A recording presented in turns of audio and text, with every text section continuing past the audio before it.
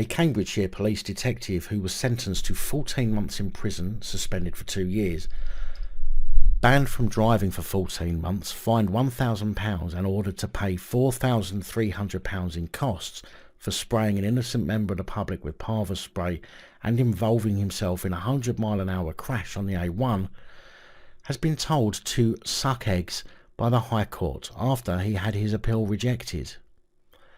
Cambridgeshire detective Michael Chang. For some unknown reason, I can't find any picture of Michael Chang, but I have got this video.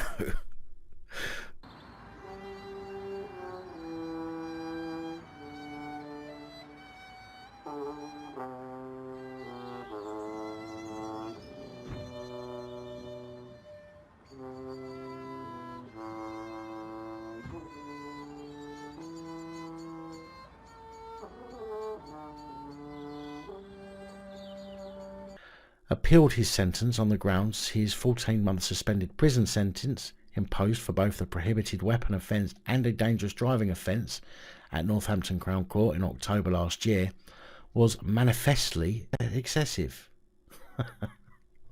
I'd say it wasn't enough, and I think I speak for many when I say that the police get off lightly with suspended sentences all too often, mainly because of some weird ideology that they have generally suffered enough by losing respect or by losing their job. Jokers, the lot of them.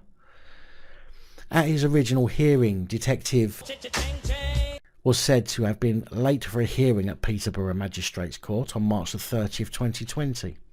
He drove at 114 miles per hour with sirens and blue lights, twice calling his supervising officer on his hands-free phone whilst driving. 3 seconds after a call connected, attempted to leave the road, but left it too late and lost control. He hit a barrier at 100 miles an hour and crossed the carriageway in front of another vehicle. The driver of the car he crossed in front of called 999, but while she was doing so, took it over, saying he was a police officer. He then called his supervising officer, pretending simply to have pulled over to the side of the road to request the name of the lawyer he was due to meet at court, and made no reference to the accident.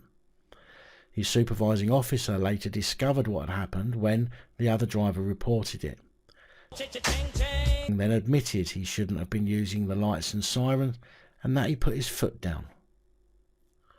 Oh, my surprise, he was a liar too. If you could see my face right now, you would see just how genuinely shocked that I really am by that revelation. 2 weeks later, on April the 15th, 2020, during lockdown, left Huntingdon Police Station at the end of his shift, and on the way to his home in Slipton Road, Burton Latimer, he stopped at Tesco in Carina Road, Kettering. He put on some police uniform so he could go to the head of the queue as a COVID key worker. Cheeky twat. He then went to buy petrol, but saw an argument between a staff member and a member of the public. Believed wrongly that he should get involved. No, that's not what it says. Believed wrongly that the man was attempting to leave without paying, so stood in front of the man's car and tried to speak to him by pointing and shouting. He then went to his own car and retrieved his belt, to which the police issue parva spray holster and baton were attached. The spray, however, should have been left in an assigned parva locker when he left the station. Chased the man and sprayed him with parva, some of which blew into his female partner's face. This guy is a fucking liability. Honest to God. Lord Ian Burnett of Malden, Lord Chief Justice of England and Wales, headed up a bench of 3 senior Court of Appeal judges hearing the application this week. Lord Chief Justice heard the appeal because of its nature and its seriousness. Barrister John Lyons, I'm not quite sure what chambers he's from, but I would suggest you never use him, argued that his client was not in illegal possession of... Listen very carefully to this. Argued that his client was not in illegal possession of the parva spray because he was a Crown servant, even though he was not acting as a Crown servant at the time of the incident. Seriously, he said He wasn't in illegal possession of the panther spray because he was a Crown servant, even though he was not acting as a Crown servant at the time of the incident. Now, if that's not scraping a barrel, clutching at straws, then I don't know what is. In a written judgment handed down on Thursday, April the 7th, Lord Burdett said, "It follows that if the submission were correct, not only would, for example, all servicemen and ministers of the Crown be at liberty always to carry arms, but they could, with impunity, do the other things with weapons criminalised by the 1968 Act." The trial judge was unable to accept that submission, and so are we. The appellant accepted that he was not given permission to take his panther spray from the police station and store it in his own private car, and he did not suggest that its presence there was in any way connected to his duties as a police officer. He said Cambridgeshire Constabulary police policy was that all officers allocated panther would have their own locker within which they must store it when off duty. He added, in the circumstances there can be no doubt that the appellant was acting outside his official capacity in having a police-issued panther spray in the boot of his personal motor vehicle. He was properly convicted on his guilty plea of the offence of possession of a prohibited weapon.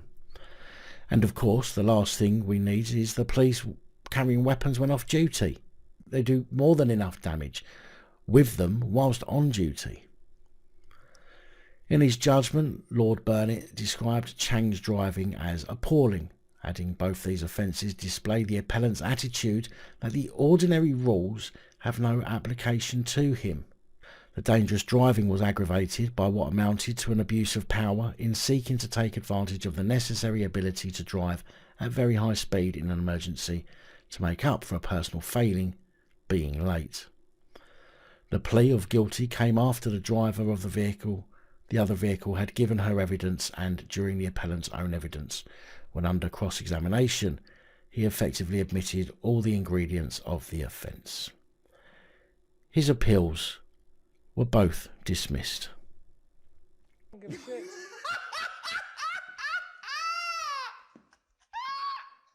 Big thank you to channel supporters, especially these guys. Your support is truly appreciated. Don't forget to like, share, comment and subscribe. Let me know your thoughts, as I know many of you will. And until next time, stay safe, look after each other, film the police and other officials.